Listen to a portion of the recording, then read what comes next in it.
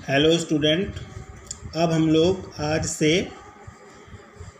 आगे के टॉपिक को लेकर चल रहे हैं। ये आपका चैप्टर नंबर 2 के अंतर्गत आएगा, ठीक है।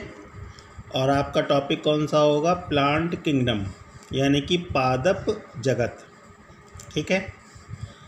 अगर हम पादपों की बात करते हैं, प्लांट की बात करते हैं, तो प्लांट में कुछ स्पेसिफिक करैक्टर होते हैं जो उनको एनिमल से क्या करते हैं, डिफ़र करते हैं। सबसे पहले हम उन करैक्टर्स की बात करेंगे जो हमको ये बताएंगे कि प्लांट की स्पेशलिटी क्या होती है, ठीक है। देखिए, सबसे पहला पॉइंट क्या हो जाएगा? फोटोसिंथेटिक, यानी कि जितने भी प्लांट होते हैं वो प्रकाश संश्लेषी होते हैं, यानी कि फोटोसिंथेसिस की प्रोसेस से वो अपना फूड क्या कर सकते हैं, स्वयं बना सकते हैं। और इनकी जो सेल्स होती हैं वो यूकैरियोटिक होती है, यानी कि जो सेल्स का करैक्टर होता है वो यूकैरियोटिक कोशिकाओं की तरह होता है, या यूकैरियोटिक कोशिकाओं से ही इनकी प्लांट बॉडी जो होती है वो बनी होती है। समझ गए? तो ये इसका सबसे मेन करैक्टर है। फिर आपका देखिए सेकंड पॉइंट क्या होता है कि अगर हम इकोसिस्टम की बात करें तो इकोसिस्टम में प्लांट क्या कहलाते हैं? प्रोड्यूसर। आप लोगों ने पिछले क्लासों में पढ़ा होगा कि जो प्रोड्यूसर हैं वो अपना फूड स्वयं बना सकते हैं, और उनको हम लोग बायोलॉजी की लैंग्वेज में क्या बोलते हैं? ऑटोट्रॉफिक, यानी कि जो अपना भोजन स्वयं बना सके। और इसीलिए हम इनको इकोसिस्टम में, पारितंत्र में क्या बोलते हैं? उत्पादक, यानी कि प्रोड्यूसर, ठीक है। अगर हम प्लांट की बात करते हैं तो ये जितना भी फूड बनाते हैं, ठीक है, उनमें से कुछ फूड तो इनकी वाइटल एक्टिविटीज़ में क्या होता है? खर्च हो जाता है, लेकिन कुछ फूड इनमें रिज़र्व रहता है। इनको हम बोलते हैं संचित भोजन, रिज़र्व्ड फूड। तो अगर हम रिज़र्व फूड की बात करते हैं तो ये रिज़र्व फूड किस फॉर्म में स्टोर होता है? स्टार्च की फॉर्म में, यानी कि मंड। तो अगर हम प्लांट में स्टोरेज फूड की बात करते हैं तो उसका जो नेचर है वो क्या हो जाएगा? स्टार्च, यानी कि मंड, ठीक है। सभी प्लांट में जो सेल वॉल होती है वो सेलुलोज की बनी होती है। और अगर हम इनकी लाइफ साइकिल की बात करते हैं, जीवन चक्र की बात करते हैं, तो ये चीज़ भी आप ध्यान से समझ लो कि जितने भी प्लांट होते हैं वो 2 टाइप की जनरेशन को रिप्रेजेंट करते हैं। एक जनरेशन होती है स्पोरोफाइट, जो बाई नेचर होती है 2n, यानी कि डिप्लॉयड। और दूसरी जनरेशन होती है गैमेटोफाइट, जो बाई नेचर होती है n। यहाँ पर 2n और n का मतलब होता है डिप्लॉयड और हैप्लॉयड, यानी कि द्विगुणित और आगुणित।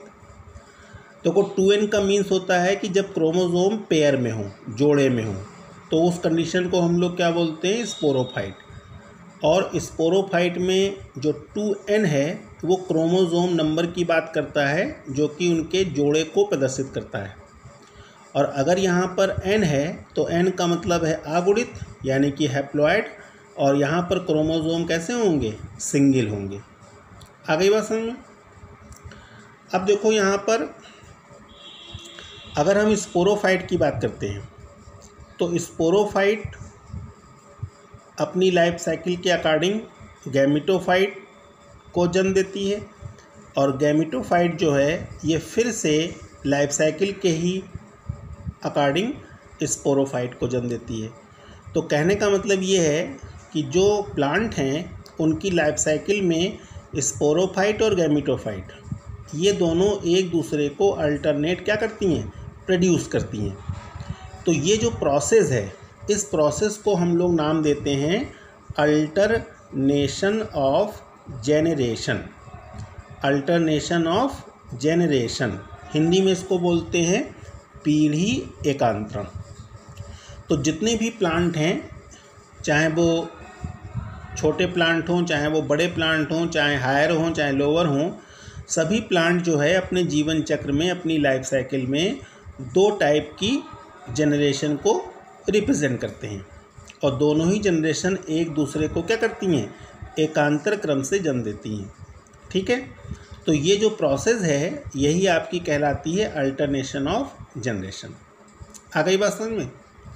तो अगर हम पर्टिकुलर प्लांट की बात करते हैं तो प्लांट में कुछ स्पेसिफिक कैरेक्टर होते हैं जो इनको एनिमल से क्या करते हैं, डिफ़र करते हैं।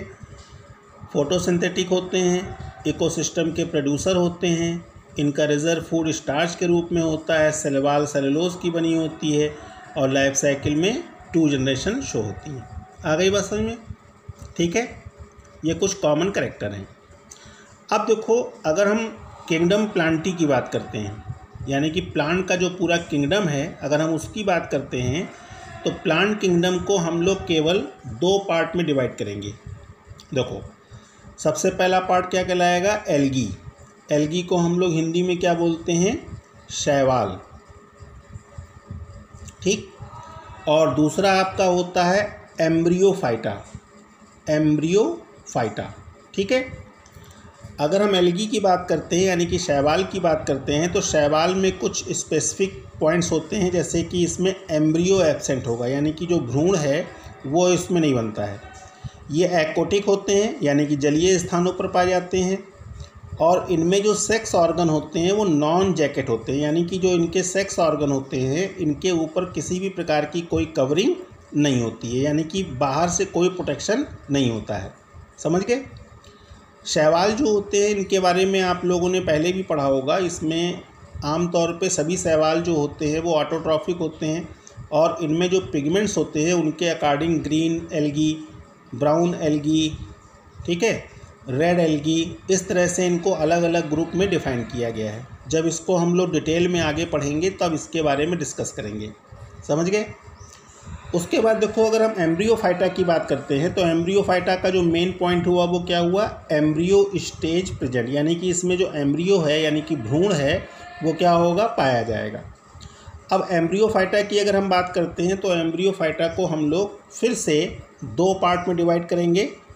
पहला पार्ट हो जाएगा ब्रायोफाइटा और सेकंड पार्ट क्या हो जाएगा, ट्रैकियोफाइटा। ट्रैकियोफाइटा।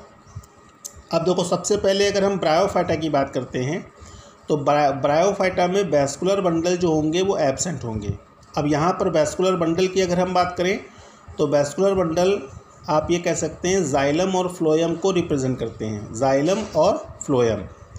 तो जाइलम और फ्लोएम जो है वो ब्रायोफाइटा में क्या होंगे, एब्सेंट होंगे।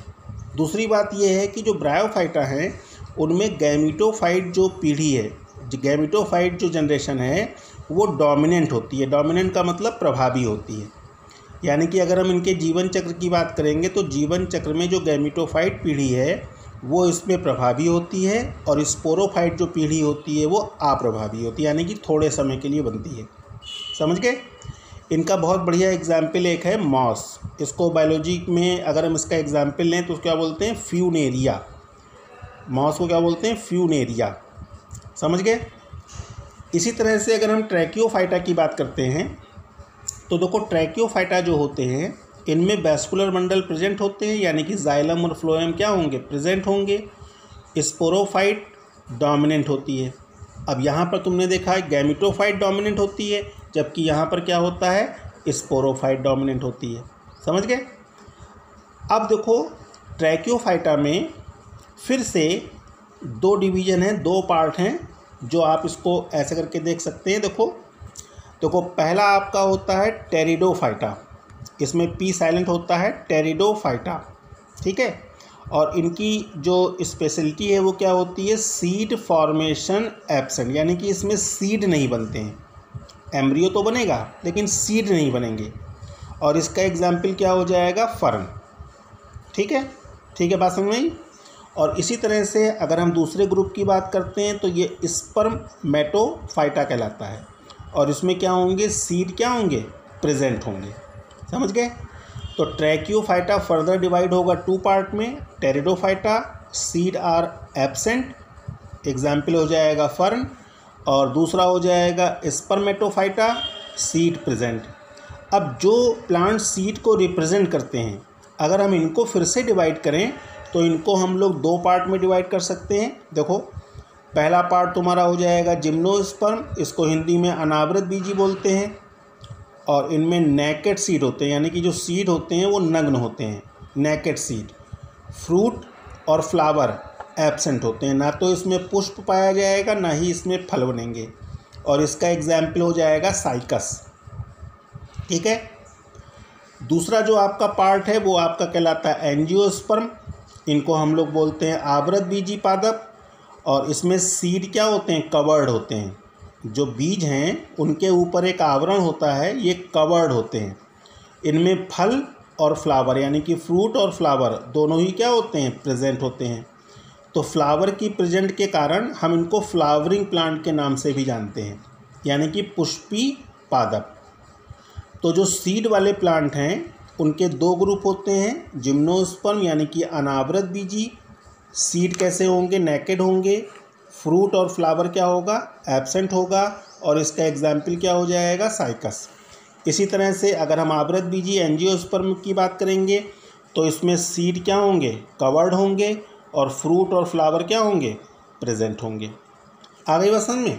तो इस तरह से बेटा जो आपका किंगडम प्लांटी है उसमें एल्गी एम्ब्रियोफाइटा दो पार्ट होंगे। फिर एम्ब्रियोफाइटा में ब्रायोफाइटा ट्रैकियोफाइटा होगा।